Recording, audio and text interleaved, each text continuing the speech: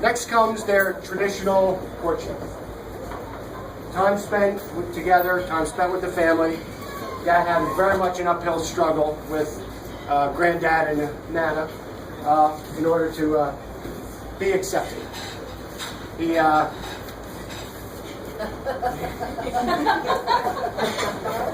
They assumed he was a crass American, maybe right a little bit, but he persevered. And I really think the bottles of booze really helped win Granddad over. So after that courtship, marriage. August 7th, 1954, the day that we're celebrating today. So once they got married, Dad had a second struggle on his hands. He had to steal the woman he loved from the country, family, city that she loved. But clearly she loved Dad just as much. And off to America they went. And June still has not forgiven my father for doing that. They arrived in Brooklyn Navy Yards on Labor Day, 1955. To all things, a dock worker strike. And my mom thought, what have I gotten myself into? So the struggles are there, and then she finds herself in Jersey City, a far cry from life. What followed next was a typical whirlwind of life. Mom having to deal with a new country and a brand new family. A family that was tremendously supportive. The Gleesons, Grandpa and Grams were always there for her. But let's face it, an Irish Catholic family in America is a bit different than what she was used to. So through this time, she really had to lean on some friends that she made here. We've always called them her English friends. These are people that she looked to and really helped her in her transition here, guiding her and making sure she was comfortable. During this time, in typical Dad fashion, he threw himself into his work, his education, and his community. He was a teacher, a councilman, even at times an ice cream man, all there to just support the family and make things better for everyone around him. Then, of course, the children started. 1958, Jimmy was born. 1960, Kathy. 61, Rosemary. And 62, Paul. All living together at 142 Orchard Street in Bloomfield. They're a typical young family, working hard, struggling to make ends meet, just really trying to make a better life for themselves. Then, in 1967, things changed yet again. They made a very bold move out into the country to Jefferson, 44 Summit Road, a place they've lived now for 48 years.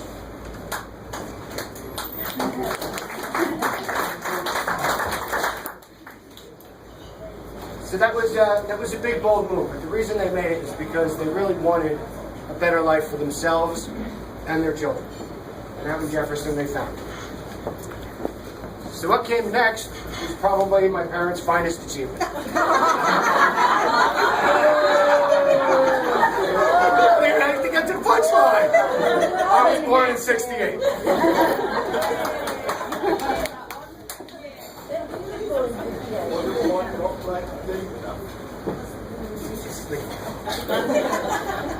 So now they have their complete family, a beautiful home, a lake community, and a new church. St. Thomas the Apostle Roman Catholic Church, a church that would become a fixture in their lives since that point. Some wonderful priests to guide the way, and a wonderful set of friends who have done nothing but enrich their lives and their faith. In 1975, Dad got his doctorate in education, and in '76, there was a citizenship for Mom. What happened over the next 40 years was pretty much simply beautiful. They had confirmations, vacations, camping trips, band practices, football and softball games, graduations, tuition payments, weddings, everything that you could possibly imagine. Life was good. Now I'd like to bring Jim up. He has a few things to say. Woo!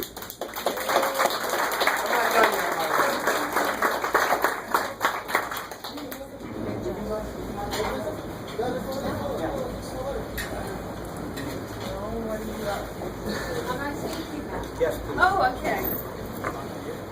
What are you up to? I mean, that's it. What do I get? What are you up to? Well, do I want the mic? Why am I quiet? Can anybody hear me? Can you hear me?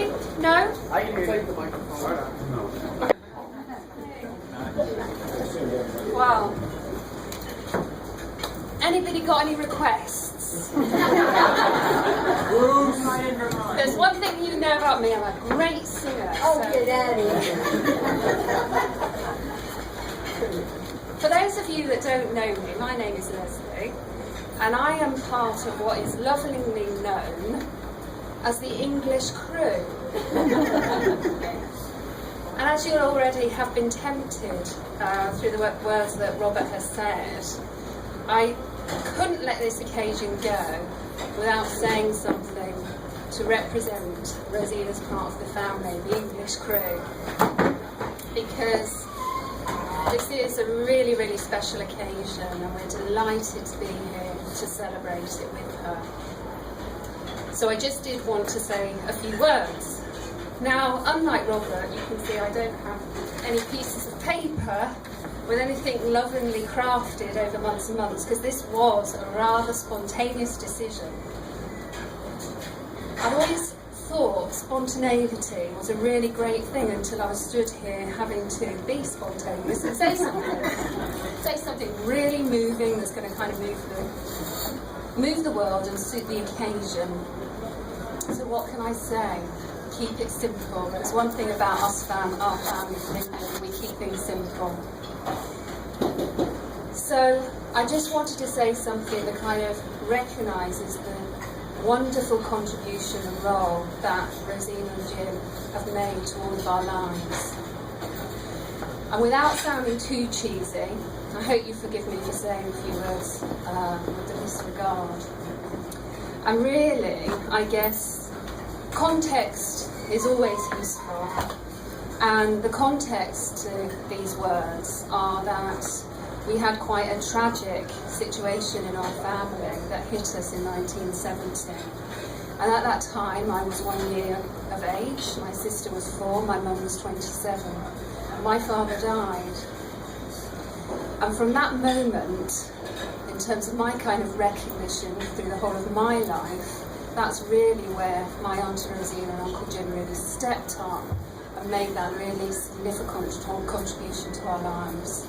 And that's really as simple as it gets in terms of what I want to say here. I just want to kind of be able to share in this wonderful occasion and actually say thank you.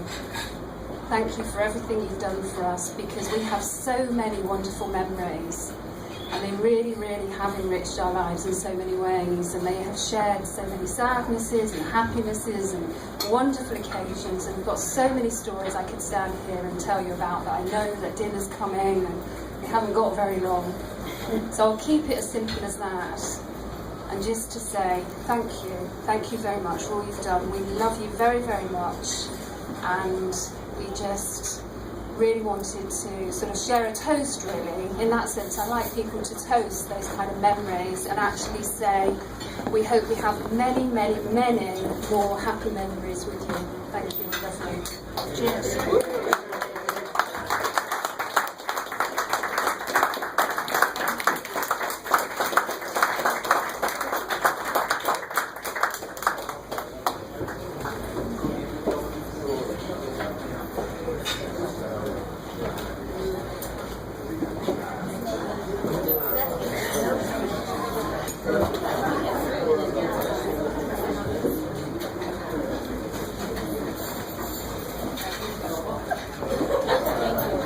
I'm not reading every piece of paper that's there.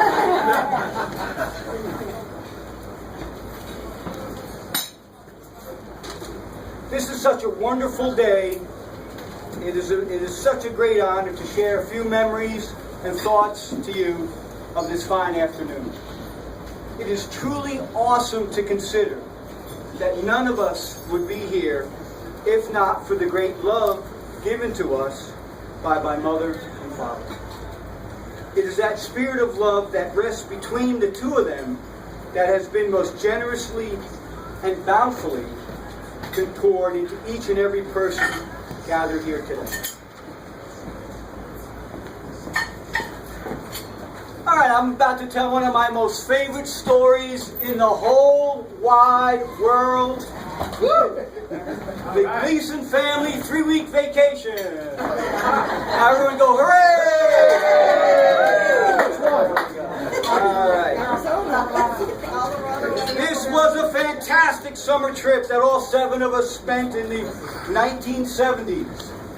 In a Griswold-style station wagon with no air conditioning, pulling a pop-up trailer across the United States. We visited 10 different states. The first memorable stop was Gettysburg. I'll always forget the time Dad spent parking a trailer there. Then Kathy. We left Kathy at Gettysburg. We left 10 minutes we left and we realized Kathy wasn't in the car. And I think what Mom was most worried about was social services didn't get involved in it, because about 5 years later social services actually got involved in our family. But that's another story. Alright. When was that? That's when Rosemary fell down the stairs and we went to the emergency room so often to the social services. All the stitches that we were getting. I think Robert fell down too.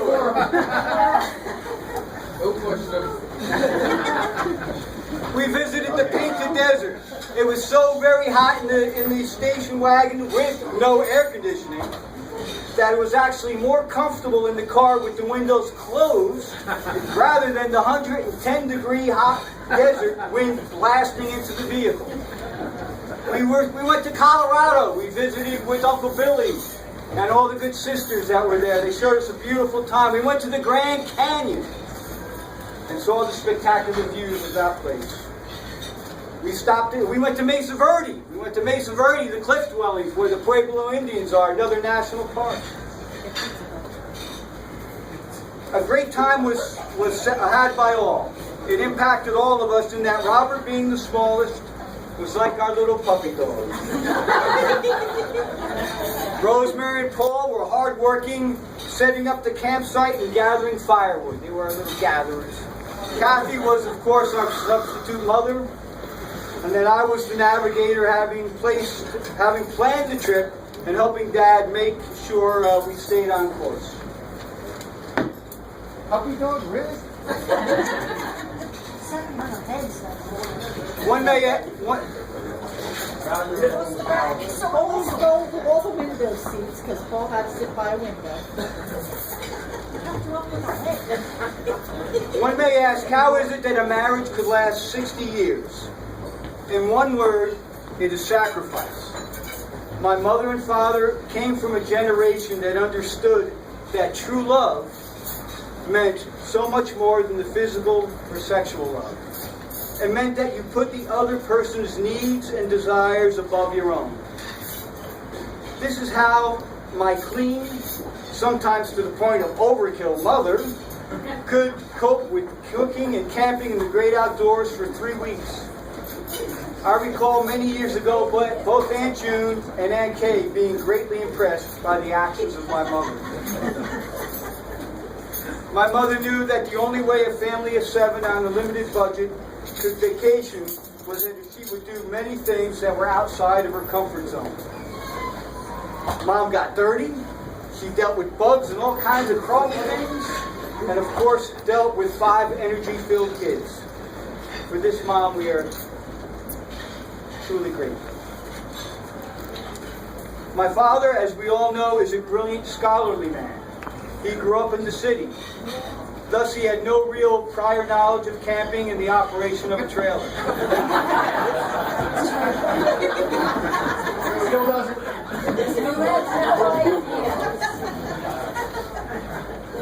When we pulled into Gettysburg campsite, my father was unable to back the trailer into the campsite.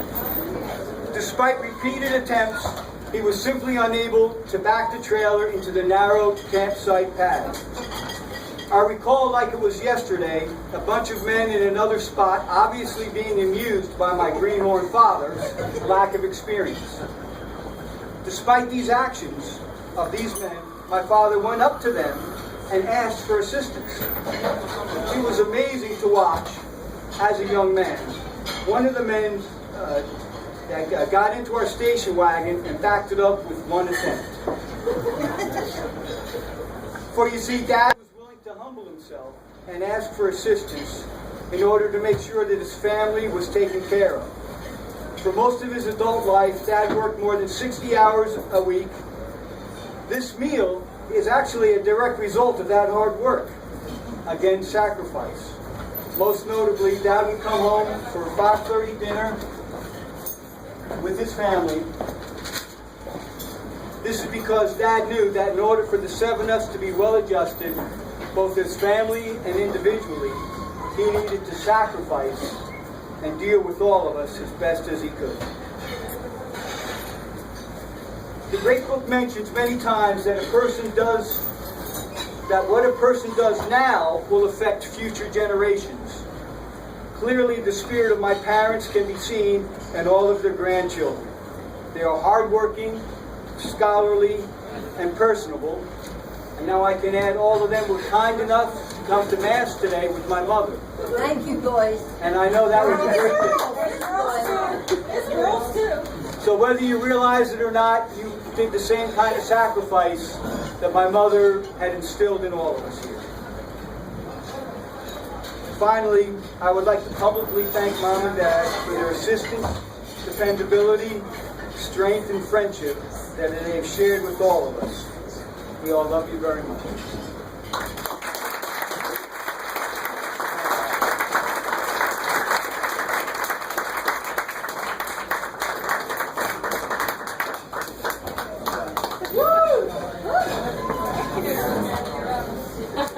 No, I got outvoted.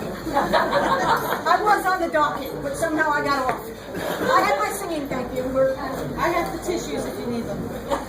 So I'm going to pick up kind of where we left off. Jim, thank you so much. That was beautiful. It really does show and demonstrate what our family dynamic was like. These are the types of memories that my brothers and sisters we cherish, we laugh about when we get together, we think about, and it all was possible because of Mom and Dad. So for me, I'm looking at it saying, well, what comes after the kids? Well, the grandchildren, of course, right? Lots and lots of grandchildren. But according to Mom, still not enough. She always wanted more. And it's these young people that I saw the biggest change in my parents. They lived their lives to have grandchildren. It's really a joy of their lives. It brings so much to them to see you growing, moving on, turning into the young people, from young people into the adults that you're becoming. I think it's really a wonderful thing. And I can tell you one thing, they've always treated you a whole lot better than they treated us. That's true. That is true. It is true.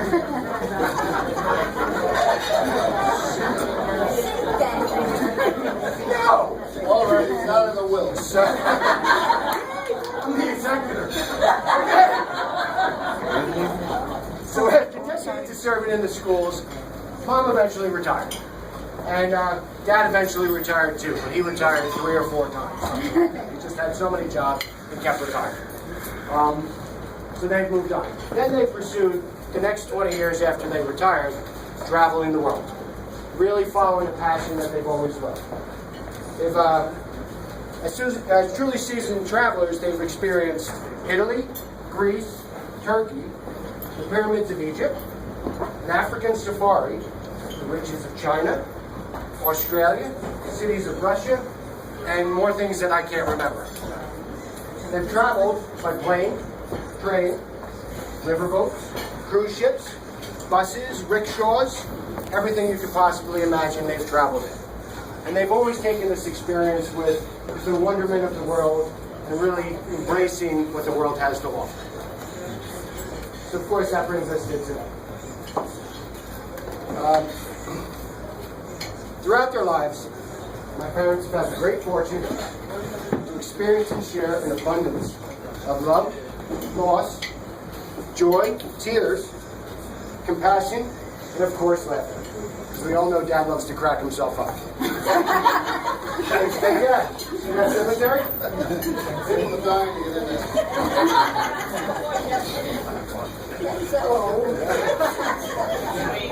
We know. And there's dozens more just like that. So I think they've pretty much gotten everything out of life that anybody could possibly want.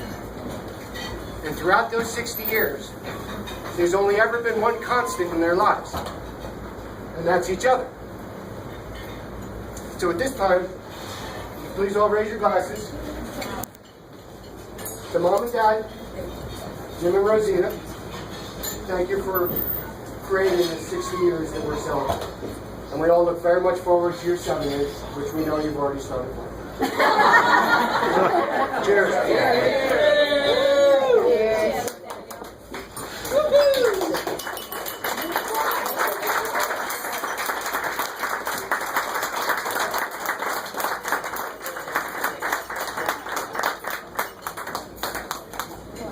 So if anybody else has something to say, go ahead. Joe? You want to wait? You can do it now? By all means.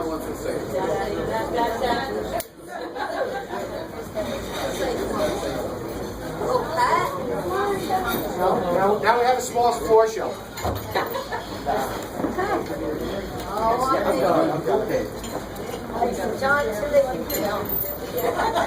Come here, Rosina! You want my tomatoes?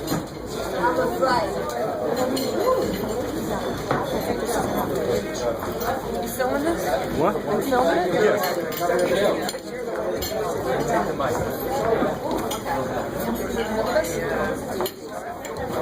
Look, David, a microphone.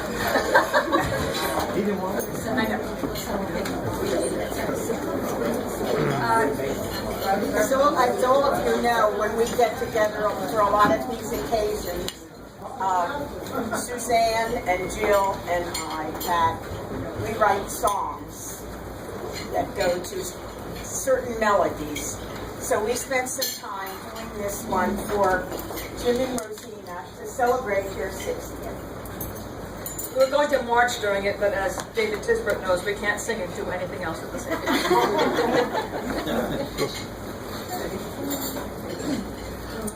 Over there, Jim Gleeson was looking everywhere for a bride to be, to take across the sea, to settle down and be a happy pair. When he met Rose, his pressure rose. Loved her hair, loved her smile, and all those clothes. I love you so, said he, will you please marry me? His great charm she could not oppose. And so there, into Jersey City they did dare. Share a home with Mom till the day would come when they could venture out of there. Don't despair, to the wheel they moved without a care. For a home to be for their family, there'll be room for all of them to share. Unaware, they were popping babies everywhere.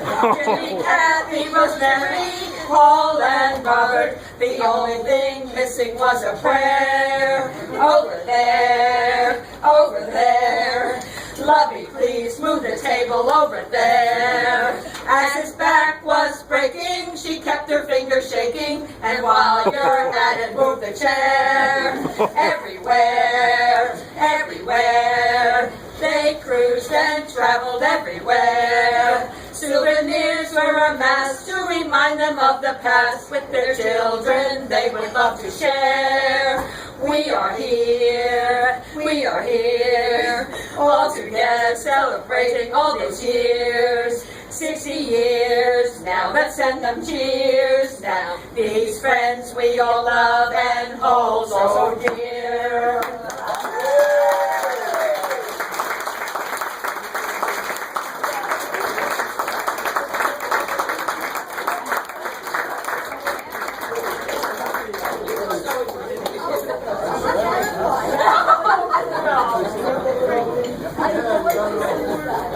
Thanks for the mic.